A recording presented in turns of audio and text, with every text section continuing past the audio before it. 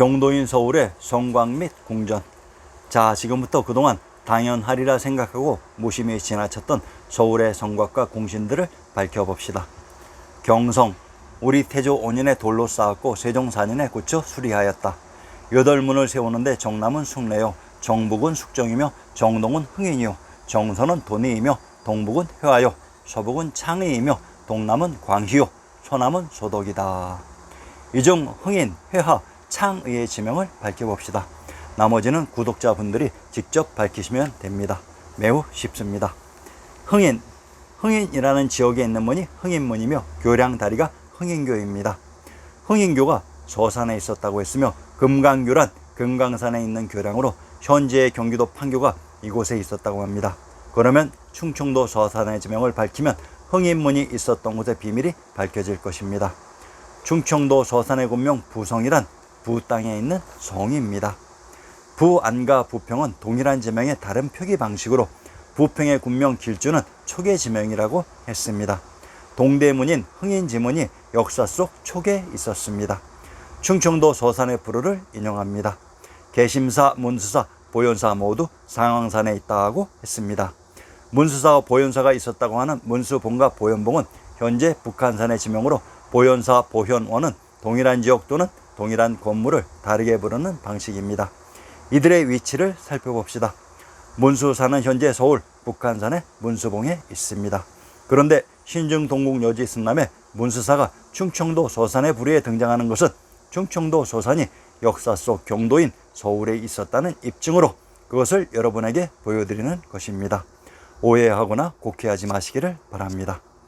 경기도 장단 도어부와 그 외의 고적을 인용합니다. 보현원은 단 한 군데인데 이곳이 경기도 장단과 강원도 춘천에 있었다고 하며 경기도 죽산, 경상도 진보, 전라도 영암의 근처에 있었다고 합니다.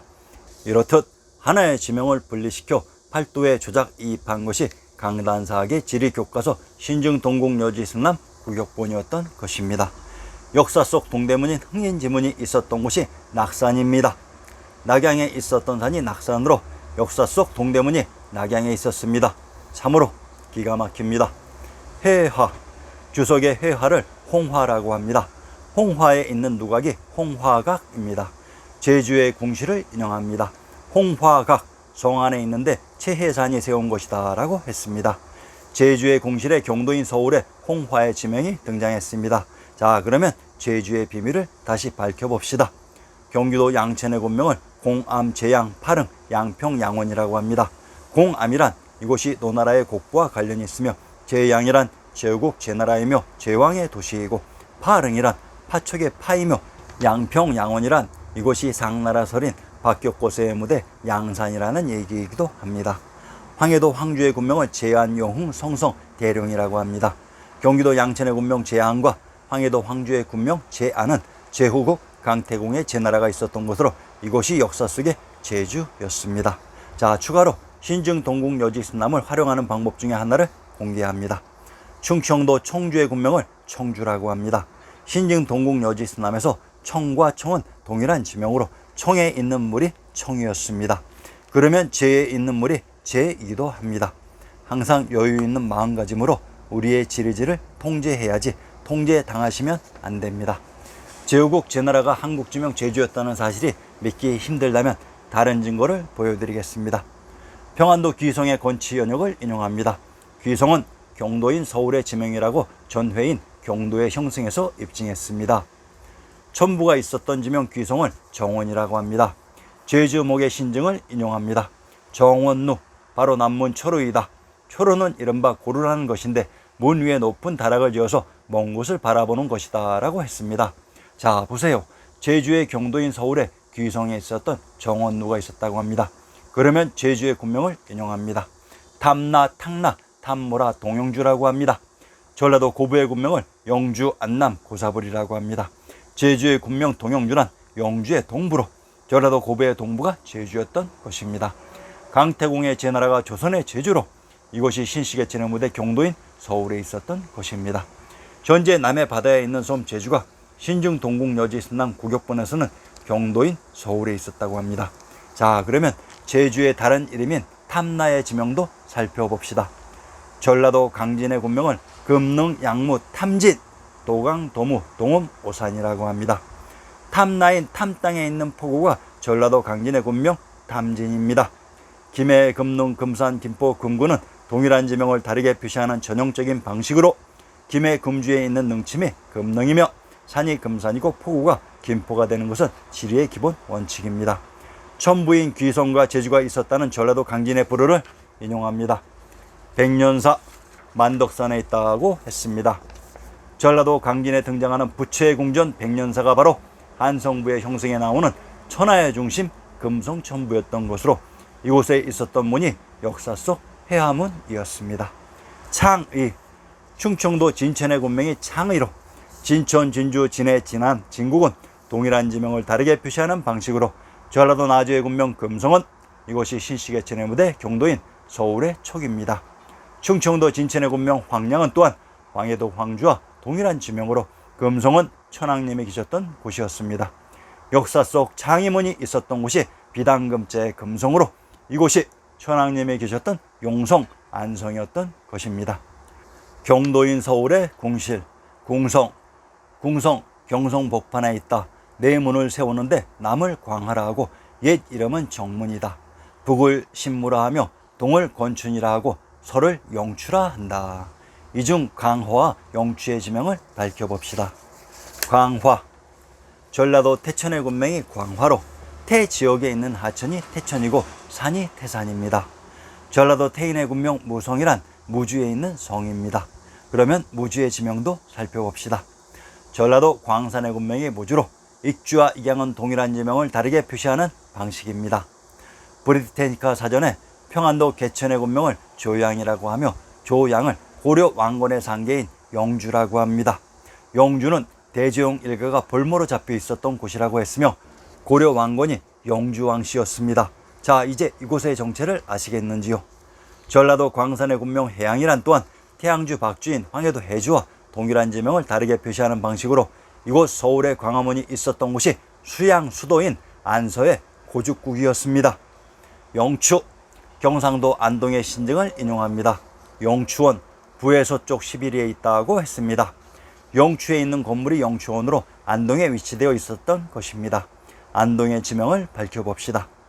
경상도 안동은 촉의 지명으로 화산은 서울의 삼각산인 화산이라고 했습니다. 경상도 안동의 불어를 인용합니다. 백년사, 노산에 있으며 친병로가 있다고 했다. 전라도 강진에서 백년사란 부처의 궁전인 금성천부라고 했습니다. 영추문 쪽에 천하의 중심 금성천부가 있었던 것 같습니다. 궁전, 경복궁, 경도인 서울의 궁전을 인용합니다. 경복궁 태조 3년에 세우다 정도 전에게 명령하여 그 이름을 지었으나 그 글을 살피건대 궁궐은 임금이 정사를 보는 곳이요 사방에서 우러러 보는 곳이며 신민들이 모두 나아가는 곳이다. 그러므로 그 제도를 웅장하게 하여 존엄을 보여야 하고 그 이름을 아름답게 하여 보고 느끼게 하여야 한다. 한당 이래로 궁전의 이름이 이리저리 고쳐지기도 하였지만은 존엄을 보이고 관감을 일으키는 데 있어서는 그 뜻이 같았었다. 전하께서 즉위하신 지 3년 만에 도읍을 한양에 정하시자 먼저 종묘를 세우고 다음에 궁실을 지었었다. 아니 왜 한당일에 궁전의 이름이 이리저리 고쳐졌다고 했을까요? 한당이 이곳에 있었기 때문입니다. 경복궁이 태조 3년에 한양으로 천도한 한양에 있었다고 합니다. 한양을 장안이라고 했습니다. 자, 그러면 한양이 장안이었다는 증거를 다시 살펴봅시다. 명시선 이태백의 상황소순 남경가를 인용합니다. 낙양을 기반으로 했던 안사의 반란군이 장안의 권장대를 공격하니 당 현종이 촉으로 피난을 갔다고 하는데 권장대를 장안에 있었던 권장궁 안에 세운 신명대라고 합니다. 그런데 조선의 역사에 권장궁이 등장합니다. 고봉 기대승 선생님의 권장춘효라는 시를 인용하겠습니다. 권장궁의 봄 새벽. 이 시에서는 고봉 기대승 선생님이 한양의 권장궁에서 야근을 하면서 조회하는 신하들이 모여드는 모습을 그리고 있습니다. 한무제가 세운 권장궁에서 소위 조선의 명종 19년 3월 초하루에 조회했던 사실을 월가로 제출했다는 것을 알 수 있습니다. 천문만호란 장안을 수식하는 대표적인 어구로 결국 장안이 한양이었던 것입니다. 삼국지의 영웅 조주가 천도한 것이 허도로 호도 고성에 나오는 경복전이 바로 조선의 전국인 한양의 경복궁입니다. 경상도 함양의 군명을 호주 천령 함양이라고 합니다. 호주란 허씨가 개출된 김해이면서 삼국지의 영웅 조조가 천도한 호도입니다. 그러면 조선의 전국 경복궁이 경도인 서울이 아닌 한양 장안의 천하의 중심 금성천부 근처에 있었다는 것입니다. 근정전 조화를 받는 정전이다. 남쪽에는 근정문이었고 그 남쪽에는 홍내문이며 동쪽에는 일화문이요 서쪽에는 월화문입니다. 홍내문 안에는 개울이 있는데 다리 이름은 비당금자의 금천이요 동서에 수각이 있습니다. 신시계천의 무대 촉인 비당금자의 금도에 있는 하천이 금천으로, 근정전은 경도인 서울의 금성에 있었던 정전으로, 남쪽 홍내문이 있었던 곳이 촉이었다고 합니다. 참으로 어지럽습니다. 경복궁은 한양 장안에 있었고 근정전은 경도인 서울의 촉에 있었습니다. 이 두 정각을 하나의 정서에 합쳐놓은 것 같습니다. 윤회의 시에 화산 남쪽 한수머리에 범이 걸터앉고 용이 서리어 하늘에 구역 지었네. 성신이 갑자기 일어나 신도를 정함에 구소가 맞추어 따라 사람 낌에 합하도다. 신시계천의 무대 파축인 경도가 또한 신시계천의 무대 신도였던 것입니다. 신씨와 신도는 동일한 지명입니다. 산의 사면에는 이 빈풍의 내철이 정치를 벌려놓았으니 백성들의 의식의 어려움을 생각하기 때문이다. 경도인 서울을 또한 빈풍이라고 합니다. 이곳의 지명도 밝혀봅시다.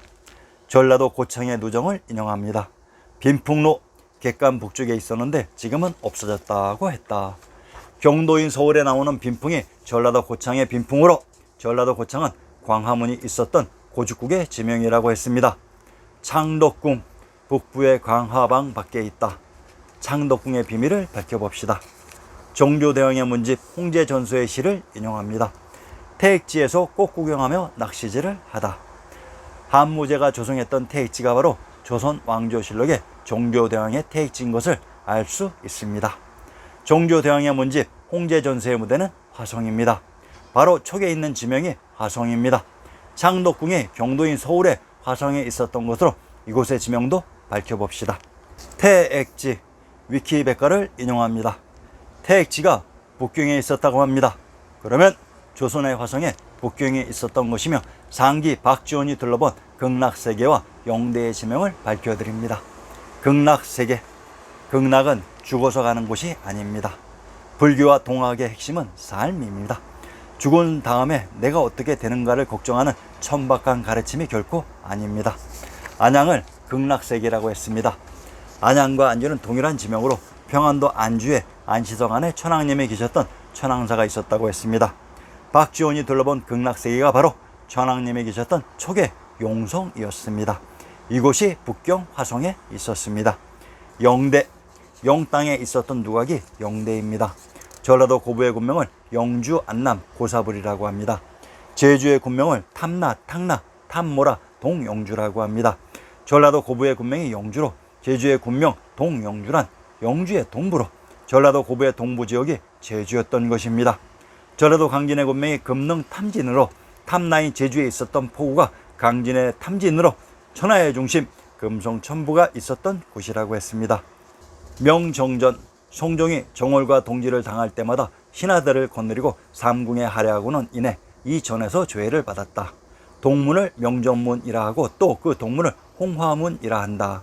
문 안에는 개울이 있고 다리 이름은 옥천이라고 합니다. 명정전에 있는 다리 이름이 옥천이라고 했습니다. 이 지명의 비밀을 밝혀봅시다. 용 안에 있는 성이 용성이고 용성에 있는 연못이 용남으로 전라도 용남의 군명이 옥천입니다. 전라도 남원의 군명 용성이란 천황님이 계셨던 성이 용성으로 황제인 천자들이 정월과 동지에 이곳 천황님을 방문해서 천황님에게 인사를 드리고 그곳에서 신하들의 조회를 받은 정황을 엿볼 수 있습니다. 다음 회에서는 경도인 서울의 단묘를 밝혀드리겠습니다. 많은 관심과 구독 부탁드립니다. 감사합니다.